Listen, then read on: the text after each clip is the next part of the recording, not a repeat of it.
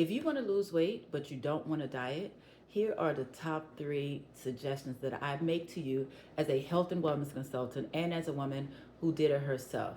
Now, as someone who had to go through it herself, I knew that the things that I did had to be easy and repeatable and without restriction. I'm a grown woman. Don't tell me what I cannot eat. So, the first suggestion was to make little swaps when you can.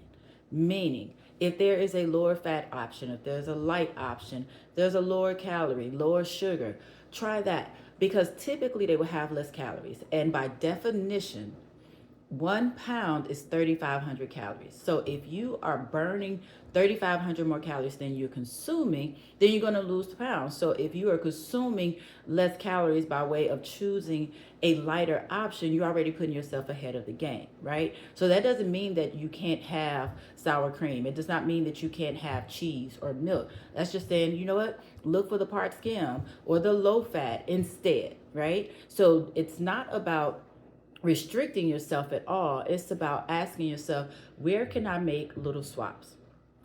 Number 2. Now, this is imperative. And it can seem as if it is a lot of work in the beginning, but I encourage you to do this for at least 2 weeks just to understand your habits. The second thing that you can do is to log your food and your drinks, all the things that you consume for just 2 weeks. Why? Because too often we believe that we're not consuming as many calories as we really are. We want to take a guess. Oh, it was probably only about a quarter of a cup, when if you actually measured it, it was a whole cup. So you're consuming twice as many calories as you want. And remember, we just talked about how calories make up pounds, right? So this is what I want you to do. For 2 weeks, I want you the night before, not the day of, but you could do it the day of too, either way, but it's easier the night before. I want you to plan out what you're going to eat. And I mean, use any food tracking app that you like, but the night before, plan out what you want to eat the next day so you can see how many calories you're actually consuming. Now, I will tell you, the first time I started to log my food, because I am a previous figure competitor and I had to log my food for the competition. And at first it said that I had, I think, 1,700, 1,800 calories that I was supposed to consume a day. And I was like, how am I supposed to eat that many calories? I don't eat that much. But I had reached 1,500 calories by lunchtime because now I'm logging and I'm seeing that those little snacks here and there, even if they're good snacks, right? Even if it's fruit, even if it's pistachios, they still add up. So that's why it's important to log so that you can see where those calories are coming from, and not just where they're coming from, where you could possibly scale back. Because sometimes we are in this state of just wanting more, when we have to ask ourselves, do I really need more? Or is this me just following suit from how I've trained myself? And if I've trained myself to eat this way, I can retrain myself to eat another way.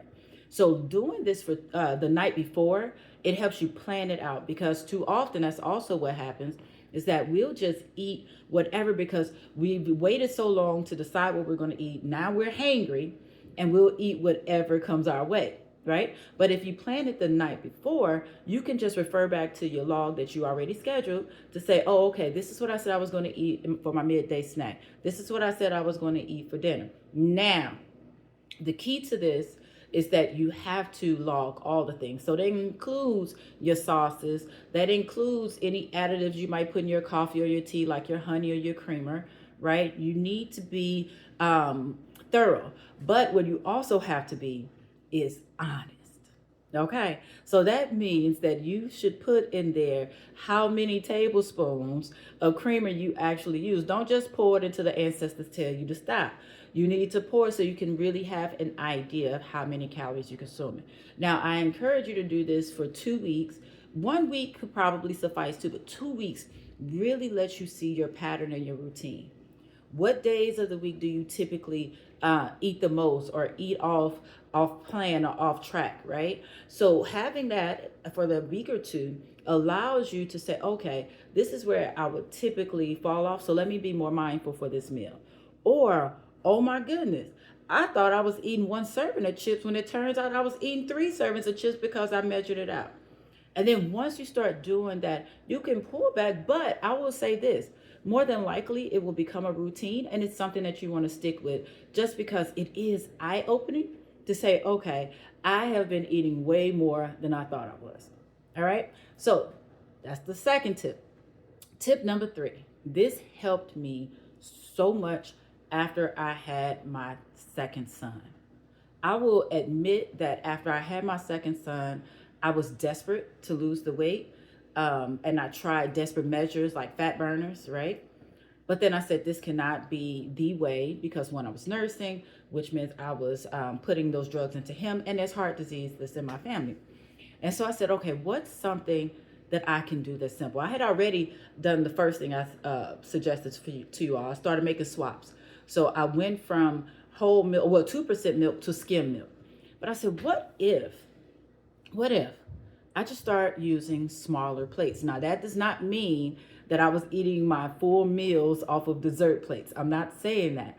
But if you were to go look in your cabinet right now, you more than likely have the really big, pretty plates. They're beautiful. They're beautiful, right? But the thing about it is psychologically, when we have these big plates, our brains tell us that we are supposed to fill those plates. Because without filling the space on the plate, we feel as if we don't have enough, right? So if you have a smaller plate, go look for a regular dinner plate. Like I said, not the big decorative ones that are absolutely gorgeous. They're gorgeous, but then they're frustrating you when you look in the mirror. Yes? So I want you to go look for a regular dinner plate and try that. All right, try smaller plates when you're using when you're drinking your coffee, especially if you know you typically add a lot of creamer. Try a smaller coffee mugs as opposed to the large ones. If you're drinking juices or sodas that have calories in them, use the smaller glasses. It's amazing how when we are restricted to the space that we can use, we find a way to allow that to fit and for that to be enough. Now, if you want a bonus tip, I'm going to give you a quick bonus tip. This is what else I did. With switching to the smaller plates, the smaller cups, and I even use smaller forks and spoons because that forces me to slow down with my eating as opposed to scooping it into my mouth. Try that.